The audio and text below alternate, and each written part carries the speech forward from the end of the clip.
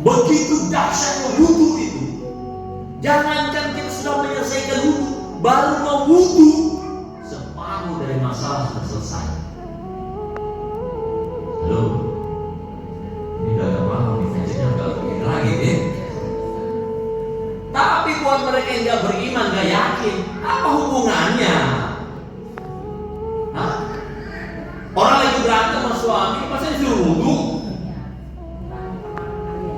Apalagi ibu-ibu, maaf ya. Suaminya udah diem aja.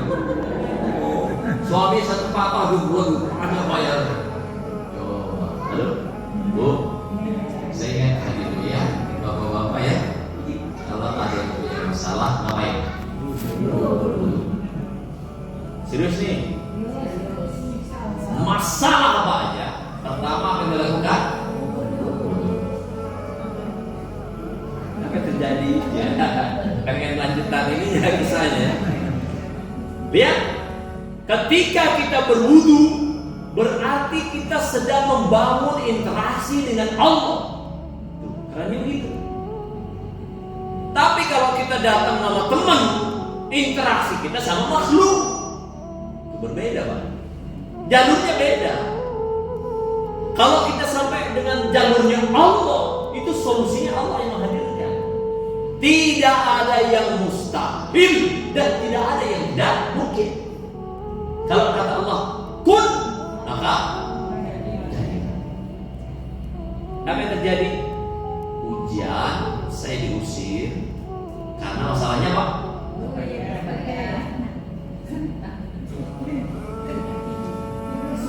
Urus masalah, turun wudu. Sekilas nampaknya apa sih hubungannya STT sama wudu?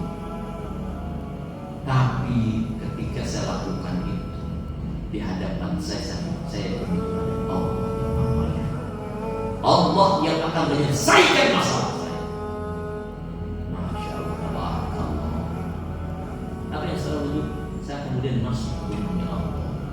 Mesti ini dari ibu kalau punya masalah, bapak punya masalah, laporannya ke Allah. Ini pengetahuan. Ini alasan kenapa kita harus belajar Quran begitu. Dan nanti kita akan bedah. Ada amalan-amalan konkret yang mesti kita lakukan di Quran itu. Ketika kita amalkan, yang terjadi apa? Ajaib.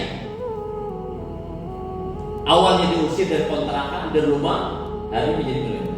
Kenapa? Karena konsisten, yakin. Apa yang terjadi? Saya saat itu kemudian sholat. Kalau sholat ketika kita punya masalah, namanya sholat apa? Sholat aja. 2 rakaat. Ini masjidnya saat itu, saya posisi duduknya di sebelah sana.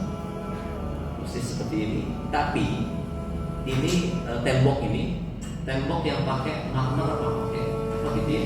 Jadi kalau ada orang dari ini, ada yang masuk seperti ini, bu, ibunya masuk di tembok kelihatan. Halo, pernah sholat begitu kan? Sholat kita lihat kita masuk, tapi kalau ada yang masuk kelihatan kan? Berbayang ya. Kecuali kalau sholatnya berarti sholat saya nggak khusyuk dong. Oke lah, saat itu mungkin selesai gak khusyuk. Iya. Karena waktu saya sholat, kan saya tahu waktu sholat gak ada siapa-siapa. Karena gak ada siapa-siapa, kemudian saya sholatnya khusyuk. Perasaan saya khusyuk. Tapi level khusyuknya saya, ada orang yang masuk pasti saya tahu. Halo? Iya. Ibu pernah gak lagi sholat? Ingat kompor belum dimatiin. Nah, sering khusyuk gak tuh? Setengah khusyuk. Ada pakai sekarang ya? Keren juga ya. Gimana bayangin ya, ada setengahnya itu ya. Apa yang terjadi? Lihat. Ternyata ketika seseorang melakukan transaksinya sama Allah, belum dia takbir, belum kemudian dia sampai menjalankan sholat, itu Allah sudah tidak sabar memberikan solusi terbaik.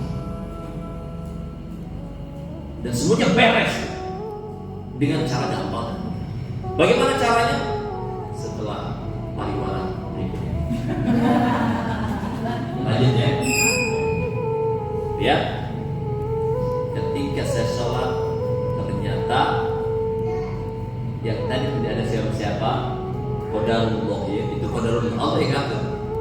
Ketika kemudian saya salam, assalamualaikum warahmatullahi wabarakatuh. Kan seperti ini, kalau salam kan begini, harus sejajar ya.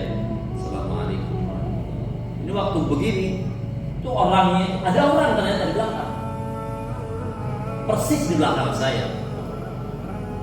Dia ketika saya sudah salam, dia langsung nepok, ngapain di sini tuh? Begitu kan saya. Kaget loh, ngapain di sini? Sebenarnya saya sedang sholat. Itu lagi pada ujian. Coba saya, ternyata dosen saya Pak. Halo, ngapain dosen itu ngapain di situ? Ternyata nungguin saya sedang sholat. Karena teman-teman saya sedang berujian. Masuknya jam 7:30 gitu, apa jam 7 gitu. Perjalanan sudah setengah jam berjalan, dosennya situ. Dia tidak sabar menunggu salam waktu sholat saya. Ngapain di sini? Saya bilang aja,